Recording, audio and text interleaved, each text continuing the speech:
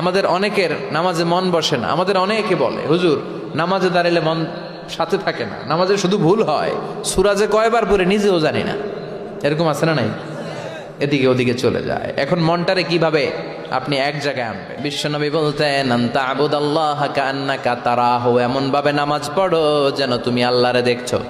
Fine লাম তাকুন তারাহু ফাইন্নাহু ইয়ারাক, এটা যদি মনে করতে কষ্ট হয় অন্তত এটা ভাবো যে আল্লাহ তোমায় দেখছে।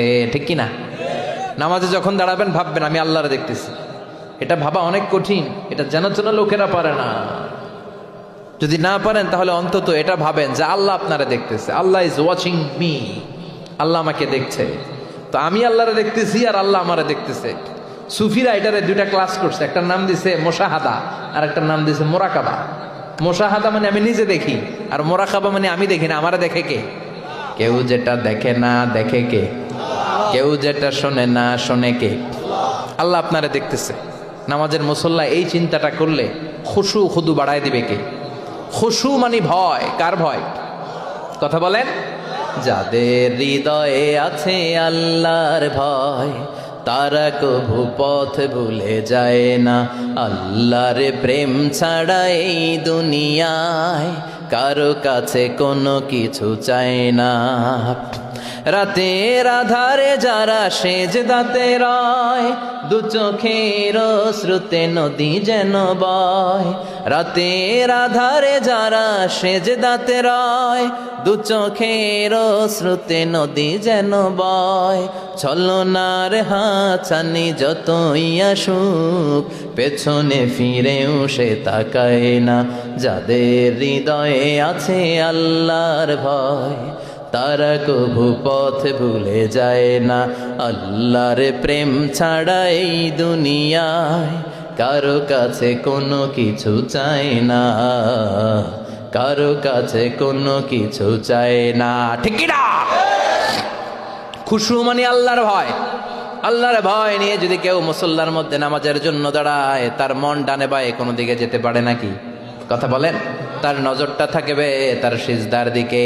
বান্দা যখন সিজদা থেকে নজর ডানে নেয়, আল্লাহ বলে বান্দা ফিরে আয়।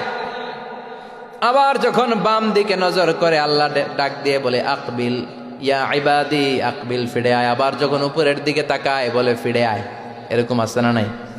নামাজও পড়ে এমনি, নামাজও পড়ে আবার এমনি চায়, নামাজও পড়ে আবার ঘড়ির দিকে চায়। আছে না নাই? না, আল্লাহ বলে আকবিল, বান্দা ফিরে আয়, ফিরে আয়, তাকাবি তো সেজদার দিকে।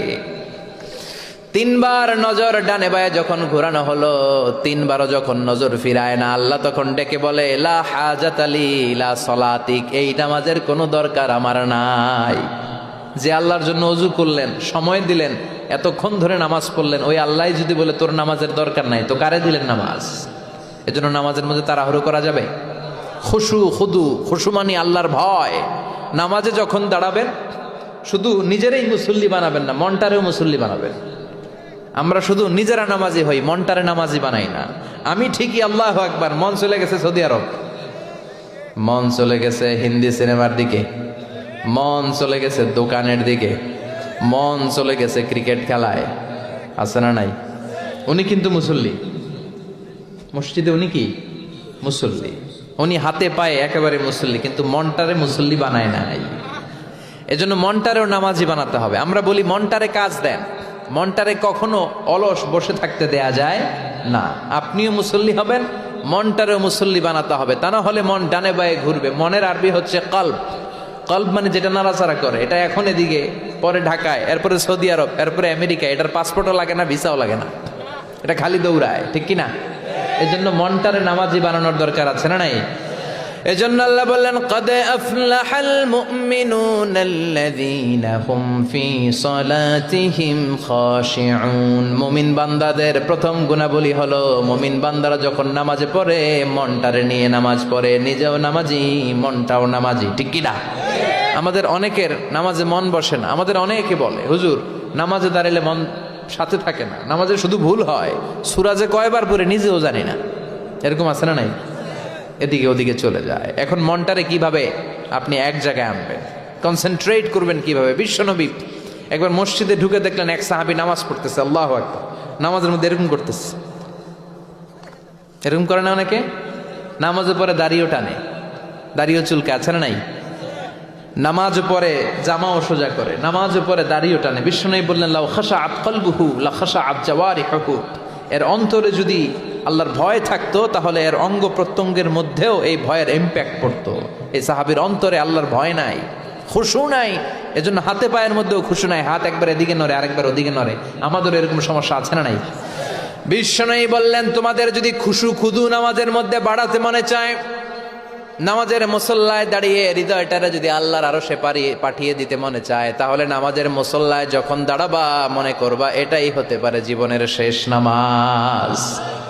5টা টিপস দিব আপনাদের মনোযোগ বাড়ানোর জন্য। 5টা। কয়টা? নামাজে মনোযোগায়ন কিভাবে করবেন 5টা টিপস খেয়াল করে রাখেন, কিভাবে নামাজের মনোযোগ বৃদ্ধি করবেন। টিপস নাম্বার 1, সল্লু সলাতান মুআদ্দিয়া, বিদায়ী নামাজ পড়বেন। মনে করবেন হতে পারে আজকের এই নামাজটাই আমার জীবনের শেষ নামাজ। এখন বাজে 10:30, আপনাকে বলা হলো আজ রাত 1টার দিকে আপনার জীবনের হায়াত ফুরিয়ে যাবে, চলে যাওয়া লাগবে না? আমাদের থাকতে পারবো আমরা? চলে যাওয়া লাগবে। রাত 1টায় মালাকুল মাউত চলে এসে রূহ কবজ করে নিয়ে যাবে। আর 1.5 ঘন্টা আপনার হাতে সময়। এই 1.5 ঘন্টায় আপনি নামাজ রোজা যা পারেন করে নেন, আপনার হুঁশ থাকবে? কথা কন। 1.5 ঘন্টা পরে আপনার মরণ। আপনি তাড়াতাড়ি করে অজু করে আসবেন, যায় নামাজে দাঁড়াবেন, মনে মনে ভাববেন আজকে জনমের মতো মাফসা আল্লাহর কাছে, আকাম কুকাম যা করছি সব কাইন্দা একেবারে মাফ করায় ফেলাম আল্লাহর কাছে, ঠিক কিনা? সেদিন আপনি অজু করবেন চমৎকার ভাবে পাঞ্জাবিটা পরে, আতর মেখে, টুপিটা পরে মুসল্লার মধ্যে দাঁড়িয়ে আল্লাহু আকবার বলে নামাজ শুরু করবেন। ওই দিনের নামাজে আপনার কোনো তাড়াহুড়ো নাই। আছে? আজীবন তাড়াহুড়ো করছেন, কিন্তু ওই দিন আপনার তাড়াহুড়ো নাই। ওই দিনের রুকুটা আপনার জীবনের শ্রেষ্ঠতম রুকু হয়ে যাবে। ওই দিনের সেজদাটা আপনার জীবনের শ্রেষ্ঠতম সেজদা হয়ে যাবে। ওই দিন আপনি সেজদায় পড়ে চোখের পানি দিয়ে জায়নামাজ ভিজিয়ে দিবেন না? কথা বলেন, দেবেন না? এর কারণ আপনি জেনে গেছেন এটাই আপনার জীবনের শেষ নামাজ, ঠিক কিনা? তো এই যে প্রত্যেক নামাজের সময় মসজিদে যে আল্লাহু আকবার বলে যে দাঁড়াই, এই নামাজের পরে আবার কোনো নামাজের চান্স আমি জীবনে পাবো কিনা কোনো গ্যারান্টি আছে? চিল্লায় বলতে হবে, গ্যারান্টি আছে? আরো 30 মিনিট আমরা সবাই বেঁচে থাকবো, গ্যারান্টি? আরো 10 মিনিট বাঁচবো, গ্যারান্টি? শ্বাস যেটা ভিতরে নিলাম ফেলতে পারবো, কোনো গ্যারান্টি আছে? তাহলে প্রতিটা নামাজের সময় আমরা এই কথাটা ভাবি না কেন যে হতে পারে এই নামাজটাই আমার জীবনের শেষ নামাজ, হতে পারে আজকের এই সেজদাটা আমার জীবনের শেষ সেজদা। চিল্লায় বলেন ঠিক কিনা? বিশ্বনবী শিখায় দিলেন মনোযোগায়নের প্রথম পদ্ধতি। নামাজে মনোযোগ থাকে না, মনোযোগ যদি বাড়াতে চাও ভাবো এটাই হতে পারে জীবনের শেষ নামাজ। সল্লু সালাতান মুআদ্দিয়া, perform the salah as if this is your last and final prayer. এমন ভাবে নামাজ পড়ো মনে করো এটাই হতে পারে জীবনের শেষ নামাজ। আজকে থেকে প্রত্যেকবার আল্লাহু আকবার বলার সময় এটা ভাবতে পারবো না আমরা যে হতে পারে এই নামাজটা আমার শেষ নামাজ? এই চিন্তাটা মাথার মধ্যে রাখার দরকার আছে না নাই? সাইয়েদনা আলী রাদিয়াল্লাহু তাআলা আনহু, উনি যখন নামাজে দাঁড়াতেন দিন দুনিয়ার হুঁশ থাকতো না। উনার পায়ের মধ্যে জিহাদের ময়দানে তীর ঢুকেছে। তীর বের করতে গেলেই চিৎকার মারে, কাউরে তীর ধরতে দেয় না। বিশ্বনবী বললেন বেলাল আকিমিস সালাহ, নামাজের একামত দাও। নামাজ শুরু করার আগে এক সাহাবীরে বললেন নামাজের মাঝখান দিয়ে যে তুমি আলীর পা থেকে টেনে তীর বের করবে, কারণ আমি জানি আমার মেয়ের জামাই আলী যখন নামাজের যায় নামাজে দাঁড়ায় দিন দুনিয়ার কোনো হুঁশ আলীর আর থাকে না। একামত হল আল্লাহু আকবার, আল্লাহু আকবার। বিশ্বনবী নামাজ শুরু করলেন, রুকু দিলেন, সিজদা দিলেন। দ্বিতীয় রাকাতের জন্য যখন দাঁড়ালেন বিশ্বনবীর কথা মতো এই সাহাবী যে কাতারের মাঝখানে সাইয়েদনা আলীর পা থেকে গায়ে যত জোর ছিল টান মেরে তীর বের করেছে, ফিনকে দিয়ে রক্ত বের হয়েছে। সাইয়েদনা আলী মুহূর্তের জন্য টের পায় নাই। নামাজ শেষ, সালাম ফিরালেন, তাকিয়ে দেখে পায়ে তীর নাই, চারদিকে শুধু রক্তের বন্যা। বিশ্বনবী বললেন ও আলী চিন্তা করো না, আমার কথা মতো এক সাহাবী তোমার পা থেকে তীর বের করেছে। আমি জানি যখন তুমি নামাজের মুসল্লায় দাঁড়িয়ে যাও তোমার মনটা দুনিয়ায় থাকে না, তোমার মনটা আল্লাহর আরশের দিকে চলে যায়। তোমার নামাজের মধ্যে খুশু খুদু এত বেড়ে যায়, আখিরাতের কথা এত তোমার স্মরণ হয়ে যায়, নামাজের মধ্যে তোমার পায়ের তীর টেনে বের করেছে, 1 সেকেন্ডের জন্যও তুমি টের পাও নাই রে আলী। সুবহানাল্লাহ। উনি মনে করতেন এটাই জীবনের শেষ নামাজ। সাহাবারা যখন মরুভূমিতে নামাজ পড়তে দাঁড়াতেন, আকাশের পাখিগুলো এসে সাহাবাদের মাথার মধ্যে বসে যেত। মরুভূমির পাখিগুলো মনে করতে এগুলো খেজুর গাছ। কি মনে করে বসতো? কথা বলে না, জোরে কন। আছে, এলাকা আছে খেজুরের রস হয়? হ্যাঁ, হয়েছে? খাইছেন? পাখিগুলো মনে করতে এগুলো খেজুর গাছ, কারণ সাহাবারা নড়ে না, চড়ে না, ডানে বায়ে তাকায় না। খেজুর গাছ যেমনি ঠায় দাঁড়িয়ে থাকে, সাহাবারা ঠায় দাঁড়িয়ে থেকে নামাজ পড়তেন। চিল্লায় এখন আল্লাহু আকবার। তাহলে মনোযোগ বৃদ্ধির 1 নাম্বার পদ্ধতি, মুসল্লায় যখন দাঁড়াবো ভাববো এটাই আমার জীবনের শেষ নামাজ, এরপরে হয়তো নামাজের সুযোগ নাও পেতে পারি, ঠিক কিনা? 2 নাম্বার পদ্ধতি হলো নামাজের মধ্যে আহকাম এবং আরকানগুলো ধীরস্থির ভাবে আদায় করতে হবে। তাড়াহুড়ো নামাজের মধ্যে করা যাবে না। আমাদের হানাফি মাযহাবে তা'দিলুল আরকান এটা ওয়াজিব। রুকুনগুলো আদায় করার সময় ধীরস্থির ভাবে আদায় করা, এটা হানাফি মাযহাবে কি ওয়াজিব? চিল্লায় বলেন, এটা কি ওয়াজিব? তরক করলে কি করতে হয়? হ্যাঁ, সহু সেজদা দিতে হয়। কিন্তু অন্যান্য মাযহাবে এটা ফরজ, এটা বাদ দিলে আপনার নামাজই হবে না, তাড়াহুড়ো করলে নামাজই হবে না। বিশ্বনবী দেখলেন মসজিদে নববীতে এক সাহাবী নামাজ পড়ে, নামাজ শেষে নবীর কাছে আসলে বিশ্বনবী বললেন, সল্লি ফাইন্নাকা লাম তুসল্লি, নামাজ পড়ো কারণ তোমার নামাজ হয় নাই। সাহাবী আবার বললেন, আবার আসলেন, বিশ্বনবী বললেন, সল্লি ফাইন্নাকা লাম তুসল্লি, নামাজ পড়ো তোমার নামাজ হয় নাই। সাহাবী আবার নামাজ পড়ে আবার নবীর কাছে আসলেন, বিশ্বনবী বললেন, সল্লি ফাইন্নাকা লাম তুসল্লি, নামাজ পড়ো নামাজ হয় নাই। এবার সাহাবী এসে বলে, ও নবী 3 বার পড়লাম, নামাজ আমার হয় না, এর চেয়ে ভালো নামাজ আমি পড়তে জানি না। বিশ্বনবী বললেন, তাহলে আসো আমি শিখাইয়া দেই। যখন নামাজে দাঁড়াবা ধীরস্থির ভাবে দাঁড়াবা, রুকুতে যখন যাবা পিঠটারে টান টান করে সোজা করে দিবা। বিশ্বনবী যখন রুকু দিতেন বিশ্বনবীর পিঠটা একেবারে স্ট্রেট ফরওয়ার্ড। সাহাবারা বলতেন, বিশ্বনবীর রুকু দেওয়া পিঠের উপরে যদি পানি ভর্তি একটা গ্লাস রেখে দেওয়া হয়, পানিগুলা কাঁপবে না, গ্লাসটাও পড়বে না। সুবহানাল্লাহ। তার মানে বিশ্বনবীর রুকুর পিঠটা কেমন ছিল? Straight forward. বিশ্বনবী বলেন, রুকু থেকে দাঁড়াবা ধীরস্থির ভাবে দাঁড়াও, আবার সেজদায় গেলে ধীরস্থির ভাবে যাও। আমাদের দেশে অনেকে রুকু থেকে কোন রকম মাথাটা তুলে আবার সেজদায় দৌড় মারে, আছে না নাই? লক্ষ্মীপুরে নাই, এদিকেও আছে। 2 সেজদার মাঝখানে ধীরস্থির ভাবে বসা হচ্ছে ওয়াজিব। অনেকে এক সেজদা থেকে কোন রকম মাথাটা একটু উপরের দিকে উঠিয়ে আরেক সেজদায় মুরগির মতো ঠোকর মারে, এরকম তো এদিকে নাই না?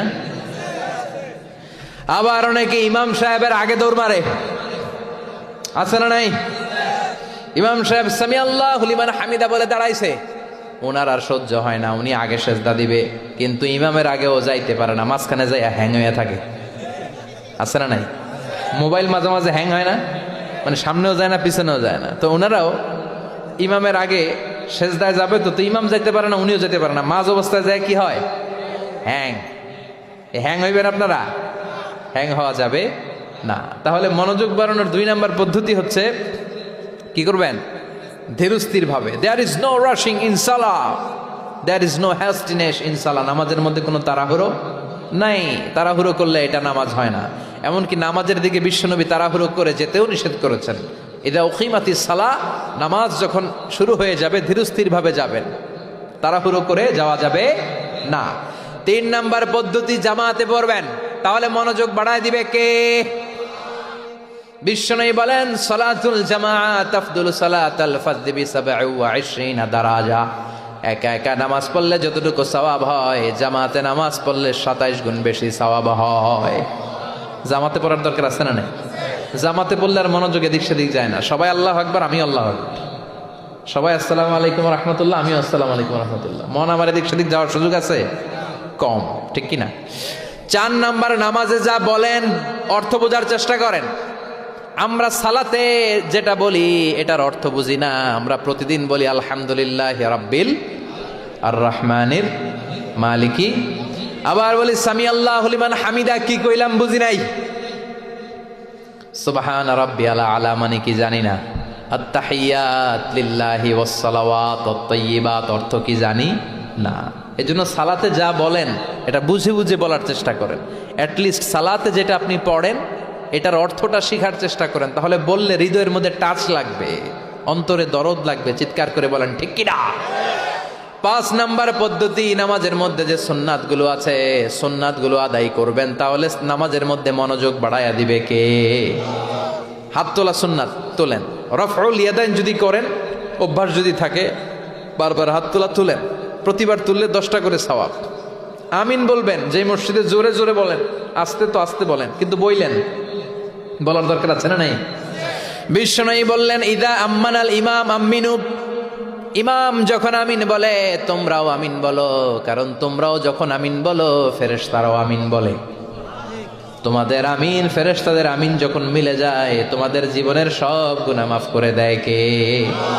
এজন্য আমিন জোরে কোন বাস্তে কোন বলবেন, এটা ছাড়বেন না।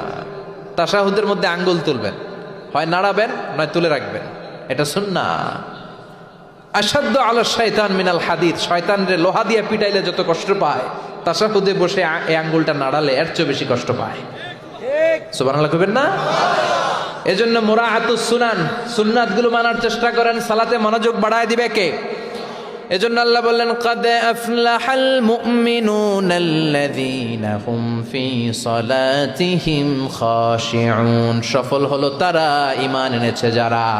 আর ঈমানদারের প্রথম বৈশিষ্ট্য আল্লাযীনা হুম ফি সালাতিহিম খাশিউন, নামাজের মধ্যে মুসল্লির অন্তরে ভয় থাকবে কার? মনে থাকবে খুশু খুদু, এটার বলে হুজুরুল কলব, অন্তরটারে ধরে রাখতে হবে।